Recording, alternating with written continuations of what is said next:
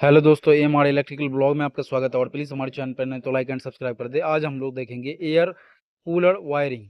जो आपका कूलर का वायरिंग होता है, जो प्लास्टिक वाला कूलर होता है या फिर जो आपका मेटालिक कूलर होता है, उसका भी अंदर का इंटरनल वायरिंग कैसे किया जाता है, उसमें कोई फॉल्ट होगा तो आप कैसे देखेंगे। सबसे फर्स्ट में पहली बात जो ये होती है हमारी, कि अगर आप किसी भी डायग्राम को अच्छे से समझ में आ जाता है आपको, तो उसके फॉल्ट को आसानी से सही कर सकते हैं, या उसका वायरिंग कहीं पे ब्रेक कर रहा है, चूहा तार काट दिया, उसको आसानी से जोड़ सकते हैं।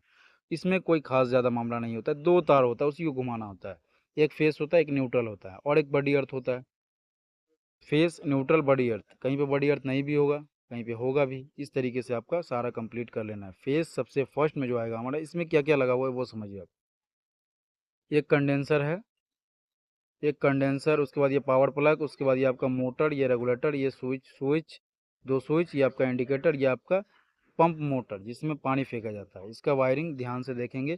इसका जो फेस लाइन है हमारा, फेस लाइन यहाँ पावर प्लग से आएगा। पावर प्लग से आने के बाद यहाँ से फेस लाइन को स्विच पे ले लीजिए। एक स्विच के नीचे वाले पॉइंट पे, दो स्विच के नीचे वाले पॉइंट पे, उसके बाद ये इंडिकेटर पे, तीन जगह आपका फेस लाइन चला गया। उसके बाद यहाँ से देखिए, ये वाले स्विच से आउटपुट निकल के ये आपका रेगुलेटर से होते हुए आपका चला गया किस पे, मोटर पे। मोटर पे चला गया, और ये वाले स्विच से आपका पंप में चला गया फेस लाइन। फेस लाइन यहाँ से यहाँ तक कंप्लीट हो चुका है। उसके बाद देखेंगे न्यूट्रल लाइन। जो ब्लैक वायर से है न्यूट्रल लाइन, उसको ध्यान से देखेंगे। पावर प्लग से ब्लैक वायर निकालेंगे, ये आपका कहाँ जाएगा, सबसे फर्स्ट में इंडिकेटर। इंडिकेटर पे जाने के बाद ये आपका पंप मोटर पे जाएगा। उसके बाद यहाँ से ले लीजिए, ये वाला मोटर पे चला जाएगा। ये मोटर पे ब्लैक वायर आपका कंप्लीट हो गया। फेस भी और न्यूट्रल भी दोनों के आ जाने के बाद देखेंगे, जो मोटर में जो है ना, तीन तार निकलता है। दो तार तो यहाँ पे एक न्यूट्रल पे जाएगा, और दो तार जो यहाँ पे ये ऐसे करके जो निकलेगा वो इस पे, ये आपका कंडेंसर जो जुड़ा हुआ है उसमें जुड़ा रहेगा। उस पे एक तार पे जो है आपका, जो एक वायर होगा कंडेंसर के, एक वायर पे उसको आपको सप्लाई देना है, और एक जो वायर अलग से रहेगा उस पर सप्लाई देना है। दो जगह सप्लाई देना है, फेस और न्यूट्रल। तो इस तरीके से हमारा वायरिंग कंप्लीट हो जाता है, फेस भी और न्यूट्रल भी। ये मोटर काम क्या करेगा, ये मोटर आपका पानी ऊपर चढ़ाता है, और ये वाला आपका जो स्विच है, ये स्विच को ऑन कीजिएगा तो ये वाला आपका जो है, ये आपका मोटर ऑन हो जाएगा, जो आपका पंखा चलेगा। और ये वाले स्विच को ऑन कीजिए, पानी चढ़ाने वाला काम करेगा, और ये आपका इंडिकेटर चालू रहेगा। इस तरीके से सारा वायरिंग आपको आसानी से समझ में आ जाएगा।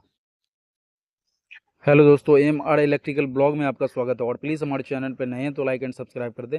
आज हम लोग देखेंगे कूलर का connection, 3 speed motor pump repair जो होता है उसका कूलर का कनेक्शन देखेंगे, और डायग्राम आपको समझ में आ जाएगा। तो कहीं पे फॉल्ट होगा उसको आसानी से आप देख सकते हैं। सबसे पहली बात, इसमें क्या क्या लगा हुआ है उसको ध्यान से देखिए। एक इसमें पावर प्लग लगा हुआ है, 3 पिन पावर प्लग जो होता है, 3 पिन का जो है वो प्लग लगा हुआ है। उसके बाद ये आपका एक स्विच, ये दो स्विच, ये आपका तीन स्विच जो आपका रोटरी स्विच लगा हुआ है। उसके बाद ये आपका कूलर का बाहर से इस तरीके से दिखेगा, ये बाहर का डायग्राम। बाहर से इस तरीके से दिखेगा, ये आपका 3 स्पोर्ट मोटर है, ये आपका एयर स्विमिंग मोटर है। उसके बाद ये आपका कूलर वाटर पंप है, कूलर का जो वाटर पंप होता है वो है। इसका जो फेस लाइन देखेंगे वो कैसे कैसे यहाँ पे जाता है, उसको ध्यान से देखिए। ये आपका पावर प्लग है, पावर प्लग से फेस लाइन आपका निकलेगा। यहाँ से निकलने के बाद स्विच के एक पॉइंट पे जाएगा, कॉमन वाले पे, यहाँ पे स्विच के दूसरे कॉमन पे, उसके बाद स्विच के तीसरे कॉमन पे चला गया। यहाँ से यहाँ तक आपका कंप्लीट हो गया। उसके बाद देखेंगे कि आपका जो है फेस लाइन यहाँ से यहाँ तक कॉमन चला गया। फेस से आउटपुट देना है, तो आउटपुट दे करके इसमें किस में दे दिए, ये आपका जो कूलर वाटर मोटर है इसमें चला गया आउटपुट।